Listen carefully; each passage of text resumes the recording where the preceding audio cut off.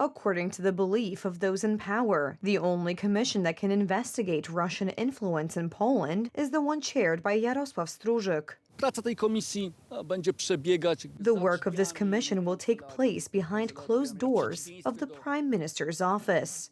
And it is the Polish Prime Minister who influences the composition of the government commission, as well as influences the scope of its work. Moreover, Donald Tusk himself claims to intervene in the commission's work. If the commission, for example, were to reach information that is inconvenient for the Prime Minister can immediately disband it. These arguments about the danger of the commission becoming politically entangled, about its lack of objectivity and transparency, apply to a commission that is supposed to act on the basis of a decision by the Prime Minister.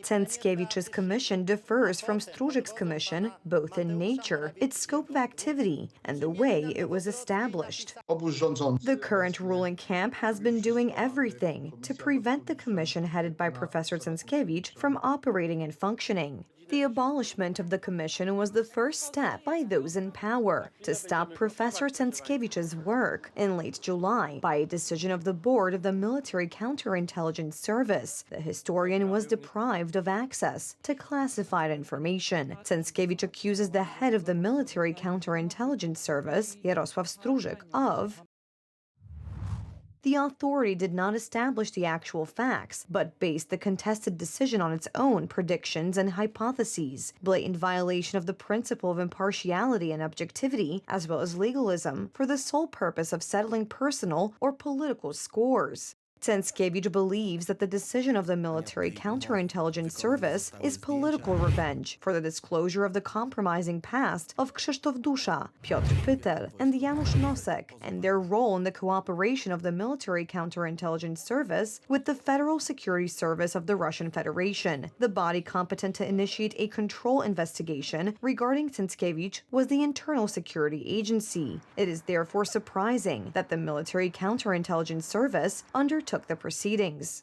Political revenge is actually the middle name of the ruling team, so it's not much of a question that Professor Cęckiewicz was treated this way.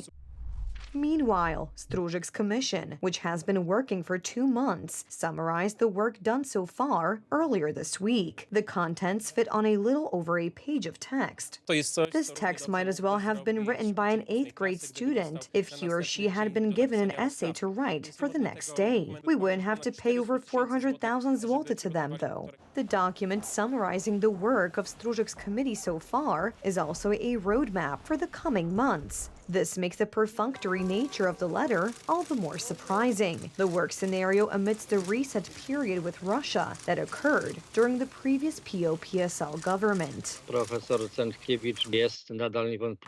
Cęckiewicz is still undoubtedly a person extremely knowledgeable about Donald Tusk's relations with Russia, and from this point of view, Donald Tusk may consider him as a person who is extremely inconvenient to him, so he may make it difficult for him to continue his activities. Many Poles believe that a fair investigation of Russian influence in Poland cannot take place without an explanation of the Smoleńsk tragedy. The subcommittee of Antoni Macierewicz, which investigated the circumstances of the tragedy, was also abolished by the decision of the Polish Deputy Prime Minister and head of the Ministry of Defense, Władysław Kosiniak-Kamysz, at the beginning of the takeover of the new government. Konrad Chmioła, TV Republika.